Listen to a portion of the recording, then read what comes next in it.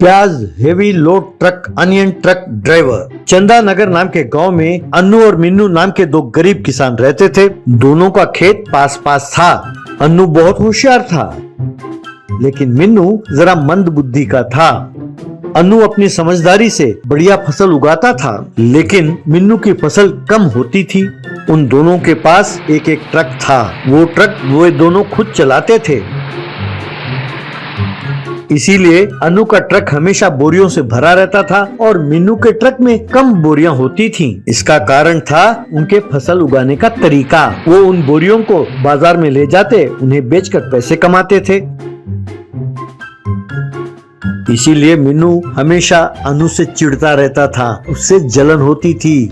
अन्नू किताब द्वारा और मोबाइल द्वारा सूचना प्राप्त करता था कि कैसे अच्छे फसल उगाए जाए और उस हिसाब से वो फसल उगाता था। वो ये जानकारी प्राप्त करता था कि कौन सी फसल कब उगाने में कितना फायदा होगा।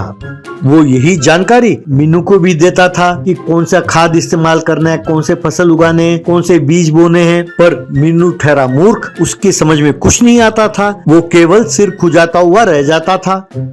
उसके जाने के बाद मिन्नू पता नहीं ये कमीना कहां से पढ़कर ये सूचना ले आता है कि कौन सा फसल उगाएं और मुझसे ज्यादा फसल उगाता है। वो मुझे बताता तो है, पर मेरे समझ में नहीं आता तो मैं कैसे उगाऊं। इसीलिए मेरे कम फसल उगते हैं, इसीलिए ये ज्यादा पैसे कमाता है और मैं कम पैसे कमाता हूँ। किसी तरह इसके फसल का नाश करना होगा और इससे ज्यादा पैसे कमाने होंगे। यूं उसने सोचा। एक बार दोनों ने प्याज का फसल उगाया। अब फसल काटने की बारी आई।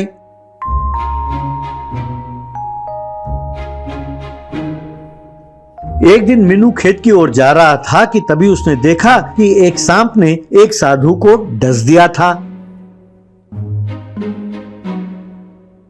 साधु जमीन पर गिरकर छटपटा रहे थे, उनके मुंह से झाग निकल रहा था। मिन्नू तुरंत वहां पास वाले झाड़ियों में गया, कुछ पत्ते तोड़े और उसका रस पीसकर साधु के मुंह में डाला। थोड़ी देर बाद साधु उठकर बैठ गए। मिन्नू, स्वामी जी, आपको नाग ने डसा था। वो बहुत जहरीला सांप होता है। अगर मैं सही वक्त पर ना पहुंचता तो कुछ भी हो सकता था। चलो शुक्र है आपकी जान तो बची, मुझे इस बात की खुशी है। तब साधु, बेटा, भगवान कहीं नहीं लोगों में ही बसता है। आज ये जो कुछ हुआ यही इसका आधार है। तुमने भगवान की तरह आकर मेरी जान बचाई है। बोलो क्या वर मांगते हो। तब मिन्नू ने अन्नू के बारे में स्वामी जी को बताया और दुखी होते हुए कहने लगा, स्वामी जी, मैं नहीं जानता कि आप क्या करेंगे, लेकिन बस उसकी फसल कोई ना खरीदे ऐसा करना। आप उसके प्याज को बड़ा बना देना, तब कोई उसे खरीदेगा नहीं। तब स्वामी जी, बेटा, तुम जो कह रहे हो उसे सुनकर मुझे नहीं लगता कि उसकी कोई गलती है, लेकिन तुम में ईर्ष्या और जलन दिखाई दे रहा है। यूं किसी के विनाश की इच्छा मन में पैदा नहीं होना चाहिए। यदि यूं करेंगे तो हमारा ही विनाश होगा, इसलिए मैं तुम्हें ये वर नहीं दे सकता। तब मिन्नू, ये क्या स्वामी जी, आप भी उसी की तरफदारी कर रहे हैं। वो बहुत बड़ा कमीना है, आप नहीं जानते। आपने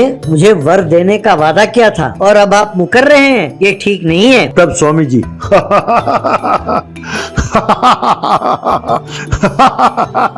करके हंसने लगे। तब मिन्नू, ये क्या स्वामी जी, मैंने कोई चुटकुला सुनाया जो आप इतने जोर से हंस रहे हैं। तब स्वामी जी, मैं तो ये सोच के हंस रहा हूँ कि तुम्हारे साथ क्या बीतने वाला है। अब तुम्हारी इच्छा यही है ना कि उसके प्याज बड़े आकार के हो जाएं? इतना ही ना? तो ठीक है। कहकर अन्नू के फसल की ओर उसने हाथ घुमाया और वहाँ से चले गए। ये देखकर मिन्नू बहुत खुश हुआ। अब आया बच्चू मजा। अनु, अब तुम्हारी खैर नहीं। तुम अपने बड़े बड़े प्याज देखकर रोते रहो। फसल काटने का दिन आया। दोनों अपने अपने ट्रकों में फसल काटकर माल को लादने लगे।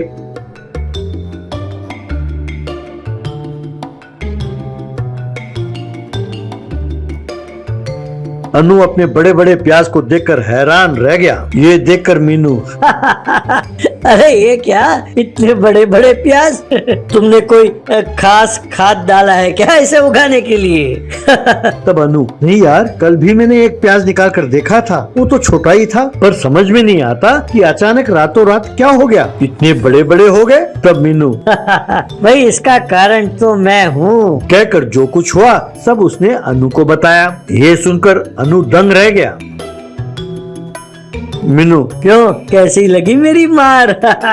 और नहीं तो क्या, हर बार तू ही ज्यादा पैसे कमाता है, तेरे फसल बढ़िया उगते हैं और मेरा हमेशा नुकसान होता है। अब तुम इस माल को कहाँ बेचोगे? कहकर हंसने लगा। अचानक अनु भी हंसने लगा।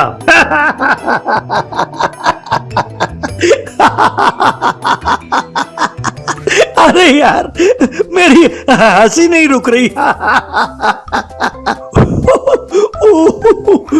ये देखकर मीनू दंग रह गया। मीनू, पागल हो गया क्या? तू क्यों हंस रहा है? तब अनु, अरे अब मैं जो कहने वाला हूँ वो सुनकर तू पागल हो जाएगा। अब परसों की बात है, हमारे गांव के सरपंच जी ने एक मुकाबला रखा है और वो मुकाबला आज ही के दिन है। जो अपने खेत में सबसे बड़ा सब्जी या फल उगाएगा उसे पहला इनाम मिलेगा 1 करोड़ रुपए का। मैं अपने ट्रक को सीधा वहीं ले जाऊंगा जहां मुकाबला हो रहा है। अब वो इनाम मुझे ही मिलेगा। पागल कहीं के। भाई तेरे जैसा मूर्ख ही होगा जो दूसरों के विनाश का वर मांगता हो और अपने वरदान का सत्यानाश करता हो। बस ये सुनना था कि मीनू गश खाकर वहीं गिर गया।